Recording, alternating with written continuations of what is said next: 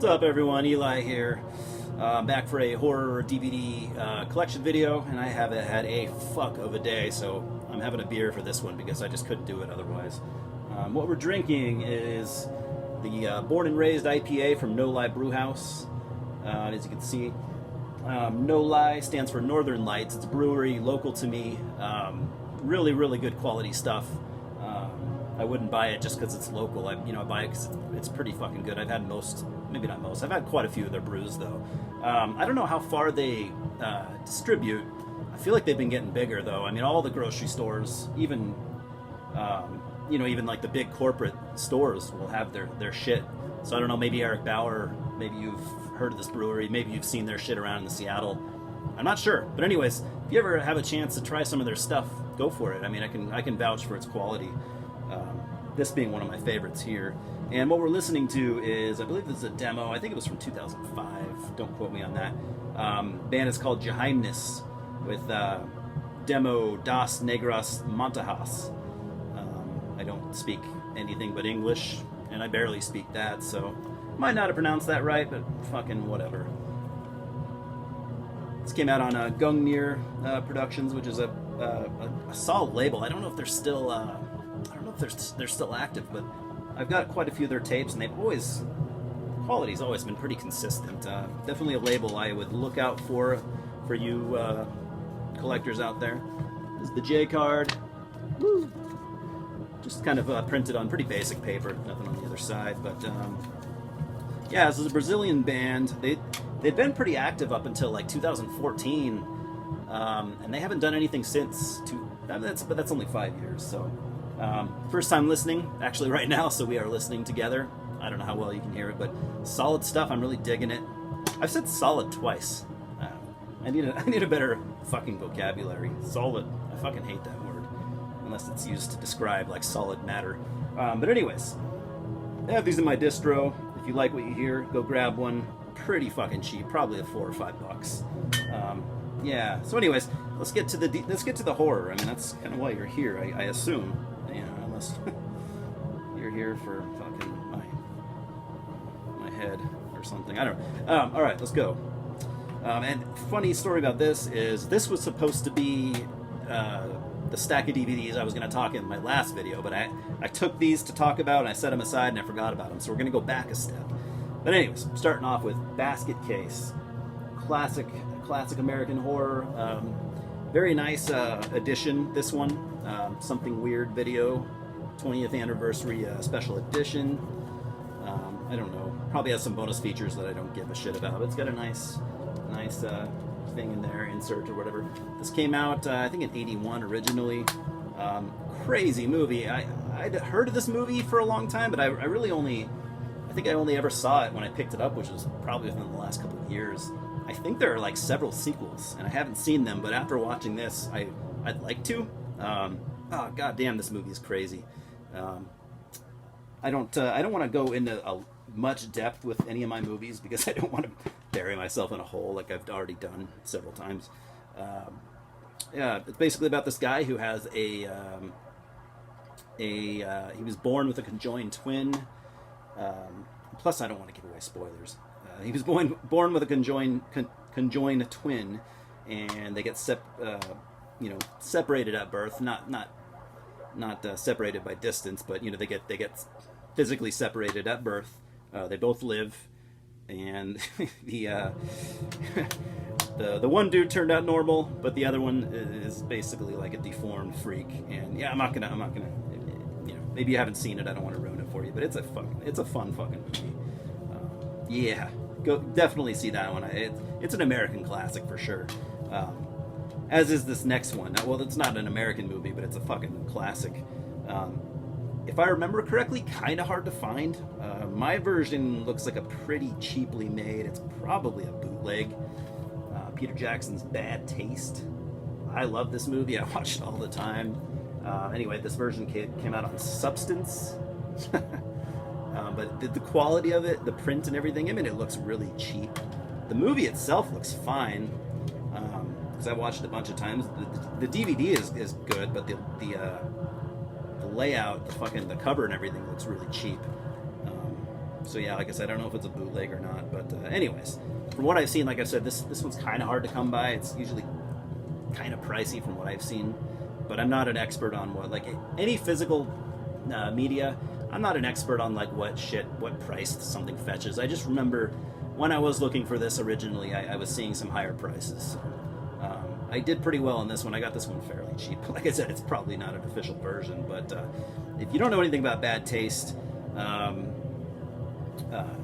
yeah, directed by Peter Jackson, back in his old horror days, which any horror fan, you should know about that. If you're outside of horror, you might be surprised, as I was at one point. So yeah, this version came out in '99, but the original came out in early '80s, I think. I wouldn't say I like this as much as Brain Dead, but it's not far behind. It's so great.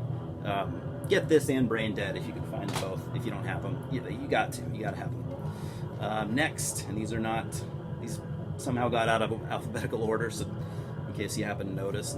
Next, we got the Babadook. Came out on IFC. Yeah, this one was really cool. This one, there was quite a bit of buzz surrounding this one when it came out, and even for the next couple of years after that. So I mean, I think this was a pretty good, for modern horror. I think they did pretty well with this one, because it came out in 2014, and I still see people talk about it on occasions, which with people's attention span nowadays, that's pretty impressive. Yeah, I'm not going to go into too much detail on this one either, because it would be really easy to spoil. By the way, I like the inner cover way better, so I'm going to flip it. Around. Not now, but after we're done here, because you saw that cover. I think that is the original cover. The alternate cover is way cooler. I love when DVDs have dual cover inserts. Really, really cool. So you can choose which one you want. I know Arrow Video does that pretty frequently. I'm not sure if I've ever seen IFC do that before, but it's a nice touch. Anyways, this is kind of I would call it like a psychological horror. But I'm not going to go, like I said, I'm not going to go into detail because it would be very easy to spoil this. But what I can say is it's a quality movie. One of my favorites from for modern horror for recent years. And fun fact, if you're into metal, which I assume if you're watching this video, you most likely are, King Fowley likes this movie a lot. King Fowley from Deceased. We all know him as being a one hell of a outspoken metalhead, but he's also a massive horror fan, and he liked this movie a lot. So I mean, I think that should mean something to any metal and horror fan. Oh, first sip, so good. This next one, man, whew, one of the more disturbing movies I've ever fucking seen, and I highly recommend it, not just for the fact that it's fucking, this will haunt your dreams for a couple days, but the storyline and it's so well written, so well played. We got Bereavement. You might know this name, Michael Biehn, or I always said Michael Biehn. It might be Michael Biehn. You'll know him from a bunch of 80s action movies and shit. He was in the first Terminator, I think. Was he in Aliens? Anyways, he was he was kind of an action, kind of a second or even third rate action hero in the 80s and 90s. But it turns out he's actually a really big horror fan. I've read some interviews with him and shit, and he seems like a cool fucking dude. But anyways, he's in this movie. It's so goddamn disturbing. It's about a serial killer. I mean, the front really kind of gives it away almost. I mean, it's not a spoiler or anything. That's just the premise of the movie. It's about a serial killer who abducts a young boy and wants to teach him, the ways of murdering. And I mean, this is not. I don't say that lightly either. I mean, this is no 80s slasher movie or anything like that. This is a deeply disturbing, psychological horror movie. Like I said, I very much recommend it because it's very well done. But don't plan on feeling happy, after you watch it. Go to bed or something when you're done. Don't plan on doing anything fun afterwards. It's going to ruin your night. But you'll appreciate it, I think, after that. I hope, anyways. Next, this is an all-time classic, all-time Italian classic, Lucio Fulci, The Beyond. And I know, it's a mega cult classic, but I'm kind of new to like the classic Italian giallo stuff. I mean, I've known about it for a long time, but really only in the last couple of years have I like actually started to watch it and collect it and shit. So I might not have an appreciation for this one like some of you might, if you grew up with it or if you've, been into it for a long time. I probably got this within the last 3 to 5 years. But yeah, like I said, it's an all-time Italian classic. It's, whenever you see, a list of like 5 Italian horror movies, this is always in there, up there with Suspiria and shit. And I don't like it as much as Suspiria, but it's pretty goddamn good. And I'd been wanting to get this movie for a while, and I settled for this really shitty used version at one of my local stores, and I just grabbed it because it was cheap. And you'll see why, but eventually I want to replace this with they've got some really nice a repress with DVDs, I guess. Anyway, newer versions. Hold on. Sorry. I got this new kind of setup that I've been doing, but it's extremely fucking uncomfortable. But anyways, quit rambling, Eli. You got Behind the Mask, The Rise of Leslie Vernon. Look at that. It's a Blockbuster rental. It looks like it's got a cigarette burn right here. Like, no joke. Anyways, it's a cool movie. I really liked it when I first watched it. The last time I watched it, maybe a year ago or so, I wasn't nearly as into it. So, but I think it was probably just my mood at the time.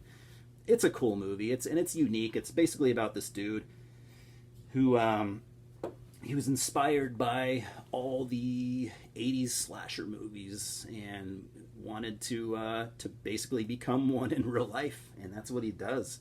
And he even has a camera crew at one point follow him to make a documentary about him. And yeah, it's a pretty cool movie.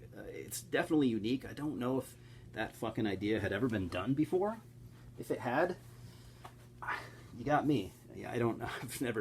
I've never heard of anything like that. So it's a cool movie. Definitely worth a watch.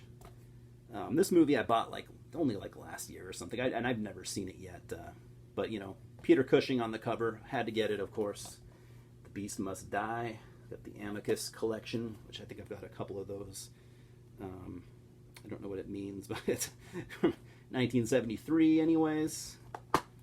Like I said, it's a real nice version, but yeah, like I said, I saw Peter Cushing on the front. It's not a Hammer film, but Peter Cushing, anyways. So of course I grabbed it. Yeah, haven't seen it. Can't talk much about it. Next, oh man, this is one of my absolute favorite movies of the last couple of years. Absolutely love this movie. I know some people don't like it, but a lot of fucking people do. So, that should say something. But I've probably talked about it here before. Beyond the Black Rainbow. This fucking movie, man. If you liked Mandy from last year, which I did, that's another one that's kind of split down the middle with, fans. But I absolutely loved it. So if you liked Mandy, this is that same director. Fuck, sorry about that. I ran out of fucking memory. So, anyways, I was talking about Beyond the Black Rainbow. So this movie, like I said, same director as Mandy. This was his first movie, actually, right before Mandy. It's basically about this girl who has some kind of unknown supernatural powers, and she's basically held captive at some kind of scientific research facility. And yeah, it's slow paced, but who gives a fuck, man? When you have visuals like you get in this movie, I don't think the pacing should matter. This movie is just so fucking nice to look at, and I like the storyline personally. But if you're a fan of movies with lots of just crazy psychedelic visuals, if you're a fan of Joe Dorowski or something, I think you should watch this because it's exceptional, in my opinion. Here's a movie that I don't like nearly as much that I got recently. And aesthetically, I thought it looked awesome. It's Beyond the Gates. Clearly, it's, a homage to some kind of, 70s horror, but I just thought it was very poorly done. Came out recently, I think, somewhat recently, 2016, 2015, I don't know. But anyways, maybe I'll probably watch it again. I watched it once and I just was fucking not into it. It's basically about these two brothers working at and I think this is supposed to be set in the 70s or 80s too, because they're working at a video rental store. I think their parents might have owned it or something like that. Let's see. Or the store closed down and they're just going through it, something like that. Anyways, one of them owns a video rental store, and they find this movie that you watch, and it turns into like a board game, like a D&D looking game. In fact, they have like a kind of a little on the inside. They have a little kind of a picture of it. So it's like this VHS game that you can play, and it's got some kind of magical powers. And like I said, one watch, really, I don't have much at all good to say about it. I thought it was incredibly poorly done, but I really should watch it again. I could be wrong. I'm wrong a lot when I'm based on one listen or one watch. So last but certainly not least, one of my all-time favorite movies, probably one of your all-time favorite movies, Blade Runner, the director's cut. Yeah, it's one of those shitty versions that we all hated back in the day, but I haven't replaced it yet with a better version, and I really don't give a fuck. I have the movie, and that's what I care about. I'm not going to say anything about Blade Runner because there is literally, there is nothing I could possibly add to it that hasn't been said, that hasn't been experienced. But it is one of my all-time favorite movies, and it is fucking awesome. And if you haven't seen it, and you're into sci-fi, it's not a horror movie. This is pure sci-fi. If you haven't seen it, and you're just a fan of movies in general, because I think this is one of the all-time classics just of any genre. It must be seen by everybody, no matter what genre you're into. But if you're into sci-fi, that would certainly help. I do know people that haven't seen it, so God, what a fuck up. So anyways, that's all I got. Hopefully this turns out to be one video instead of two, because I'm not sure how it'll work after it pausing. Fucking shit. I know this was short, so it only played through like maybe half the video, but if you like the Jaheimness, which, like I said, it was my first listen and I was barely paying attention, but yet I was kind of distracted by it because I thought it was really fucking good. I'm going to be listening to this more. Yeah, if you liked it, go into my store and pick one up. Like I said, I think at most it's probably $5, so go get one. That's all I got for now. Yeah, I'm not going to have very many. I'm going to have one collection update video coming soon, but after that, it's mostly just going to be. I gotta